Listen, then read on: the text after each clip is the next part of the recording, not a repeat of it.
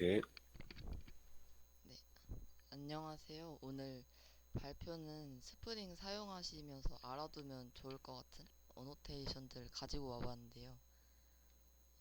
이미 알고 계시는 어노테이션은 한 번 더 짚고 넘어가면 될 것 같고, 처음 보는 어노테이션은 좀 알아가는 시간이 되었으면 좋겠습니다.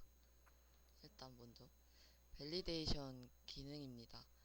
사용자 입력 값의 유효성을 검증하여 잘못된 데이터 입력을 방지하는 기능입니다. 적용 사례로는 프론트엔드와 백엔드 모두 검증을 수행하여 안전한 데이터 처리가 가능하고 유효성 검증 실패 시 예외 처리를 통해 사용자에게 명확한 오류 메시지를 제공할 수 있습니다.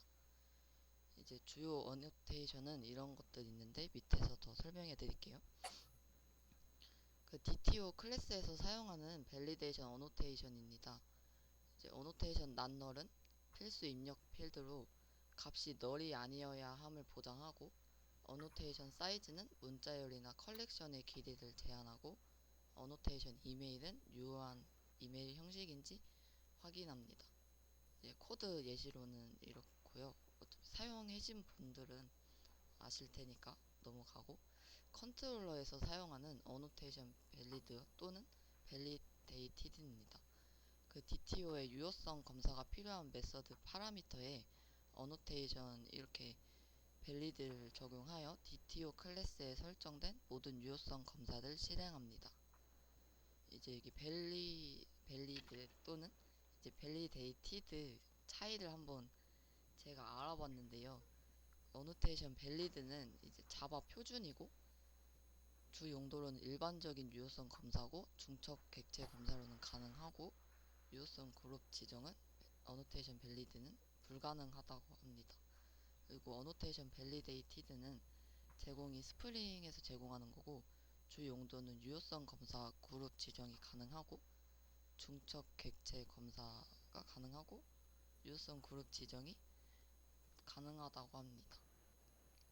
그리고 이제 예외 처리인데요. 검증이 만약에 위에서 했던 것처럼 실패하면 어노테이션 컨트롤러 어드바이스와 어노테이션 익세션 핸들러로 예외 처리를 커스터마이징 할 수 있습니다. 이제 어노테이션 컨트롤러 어드바이스는 전역 예외 처리를 위한 클래스에 붙이는 어노테이션이고 프로젝트 전체에 발생하는 예외를 한 곳에서 처리할 수 있게 해줍니다.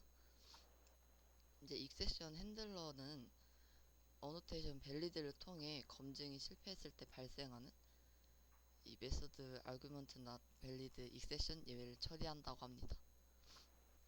근데 저희가 이제 사용하고 있는 글로벌 익셉션 핸들러는 어노테이션 컨트롤러 어드바이스를 통해 구현되고 이제 전역적으로 모든 컨트롤러 예외를 한 곳에서 처리하는 역할을 하는 겁니다. 글로벌 익셉션 핸들러는 이제 코드 예시는 다들 아실 것 같아서 한번 여기에 붙이는 것만 보고 넘어가면 되고 이제 어노테이션 컨트롤러 어드바이스와 어노테이션 레스트 컨트롤러 어드바이스의 차이를 가지고 와봤습니다.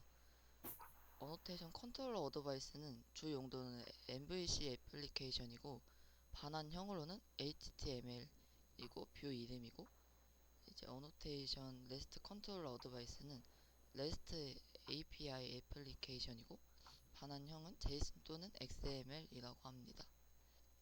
이제 두 번째로는 프로파일 기능인데 어노테이션 프로파일을 사용하여 개발, 테스트, 프로덕션 등 다양한 환경에 맞춰 설정을 분리할 수 있습니다. 이제 적용 사례로는 환경에 맞는 빈을 로드하여 특정 환경에 적합한 설정을 적용할 수 있으며 실무에서 환경별 설정 분리를 통해 시스템 안정성과 유지 보수성을 높일 수 있습니다. 이제 설정 방법으로는 환경별 설정 파일을 그 리소스 폴더 밑에 이렇게 아시겠지만 애플리케이션 이렇게 데브라던가 가운데 이제 프로드와 같이 별도로 생성해서 관리합니다. 코드 예시로는 이렇게 어노테이션 컨피그레이션을 붙이고 어노테이션 프로파일을 이렇게 붙이면 이 클래스별로 환경별 설정이 가능하다고 합니다. 근데 이제 물론 아시는 설정 중에 하나가 어노테이션 저렇게 설정 안 하고 인텔리제이 런 디버그 컨피그레이션 설정에서 여기 액티브 프로파일에 등록하면 이제 해당 파일 프로파일에 맞는 설정 파일을 적용할 수 있죠. 그리고 이것도 차이를 가져와 봤는데 어노테이션 프로파일 어노테이션 설정이랑 인텔리제이 설정 차이는 어노테이션 프로파일은 위에 코드 예시처럼 이렇게 클래스별에 따라 환경에 따라 설정할 수 있고, 그리고 프로파일을 인텔리제이 설정에서 등록하면 해당 프로파일에 맞는 설정 파일을 이렇게 전역적으로 설정할 수 있는 거죠. 세 번째는 이벤트 기능이 있는데 이제 애플리케이션 이벤트와 어노테이션 이벤트 리스너를 사용해 특정 이벤트 발생 시 자동으로 관련 작업을 수행할 수 있습니다. 적용 사례로는 이벤트 기반 설계를 통해 묘들 간 결합도를 낮추고 비동기 작업으로 성능을 최적화할 수 있습니다. 그 이벤트가 발생하면 이렇게 리스너가 발생하는 구조이고, 밑에 예를 코드를 예시로 들어보면 이렇게 회원가입 시 발생하는 이벤트가 이렇게 있으면 이게 발생하면 이제 어노테이션 이벤트 리스너가 붙은 이 로직이 실행이 되는 거죠. 그래서 이게 작업이 비동기도 처리하니까 애플리케이션의 반응성을 개선할 수 있다고 합니다. 이제 네 번째로는 스케줄러 작업인데, 스케줄링은 이제 어노테이션 스케줄들을 사용해서 특정 작업을 일정한 시간 간격으로 자동으로 실행할 수 있는 건데, 적용 사례로는 주기적으로 실행해야 되는 작업, 예를 들어 이제 백업이나 정기 보고서 전송 같은 거에 자동화할 수 있고, 실무에서는 다양한 스케줄링 작업을 통해 시스템 운영을 효율적으로 관리할 수 있습니다. 이제 시간 설정 방법은 이제 픽스드 딜레이나 픽스드 레이트, 크론 표현식을 사용해서 시간 간격을 설정합니다. 이제 코드 예시는 밑에서 한번 이렇게 보여드리도록 하겠습니다. 픽스드 딜레이 표현식은 이제 작업이 끝나고 일정 시간이 지난 뒤에 다음 작업을 실행하는 건데, 이런 식으로 표현한다고 합니다. 이제 5초는 이제 이전 작업이 끝난 후에 5초 뒤에 이제 다음 작업을 시작한다는 뜻이고, 이제 픽스드 레이트는 이제 이전 작업이 끝나기를 기다리지 않고 고정된 시간 간격으로 작업을 시작하는 건데, 여기를 이렇게 또 보시면 5초는 5초마다 5초마다 작업을 실행한다는 것입니다.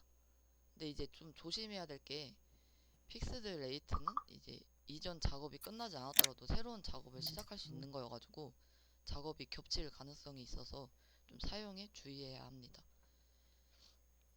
이제 이 표현식은 작업 시작 전에 대기 시간을 설정하는 건데, 주로 위에서 말했던 픽스드 레이트나 픽스드 딜레이와 함께 사용하는 거고, 처음 작업이 시작되기 전에 대기 시간을 지정할 때 유용합니다.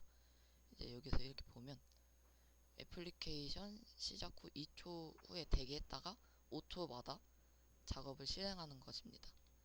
이제 클론 표현식이 제일 좀 간편한 것 같은데, 복잡한 시간 간격을 설정할 때 유용한 표현식입니다. 이제 초, 분시, 일, 월, 요일 단위로 작업을 설정할 수 있어가지고 이런 식으로 표현하면 됩니다. 이제 별표는 매일이고, 별표 매월, 여기 요일 같은 경우는 물음표 쓰면 특정하지 않고 매일 요일 한다고 합니다. 이제 다섯 번째는 캐싱인데, 캐싱은 어노테이션 캐셔블이랑 어노테이션 캐시 익시티브 등을 통해 자주 사용되는 데이터를 메모리에 캐싱하여 성능을 최적화하는 기능입니다.